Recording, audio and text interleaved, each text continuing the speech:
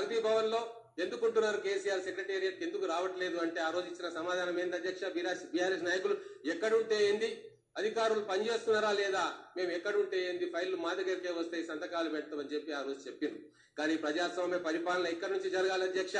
Farm house నీడలో, ప్రగతి భవన్ నీడలో కాదు, సెక్రటేరియట్ లో జరగాలి. ఈ రోజు ముఖ్యమంత్రి గారు, గౌరవ ముఖ్యమంత్రి గారు, గౌరవ మంత్రివర్యులు సెక్రటేరియట్ లో కూర్చొని పరిపాలన చేస్తా ఉన్నారు. విజిటింగ్ అవర్స్ లో అసంఖ్యాక ప్రజానీకం సంబరంతో జాతరలాగా ఈ రోజు సెక్రటేరియట్ కు వెళ్లి అధికారులకు దరఖాస్తులు ఇస్తా ఉన్నారు, మంత్రులను కలుస్తా ఉన్నారు, వీలైతే ముఖ్యమంత్రి గారిని కూడా కలుస్తున్నారు. ఇదే కదా ప్రజాస్వామ్యం అని నేను అడుగుతా ఉన్నా అధ్యక్ష.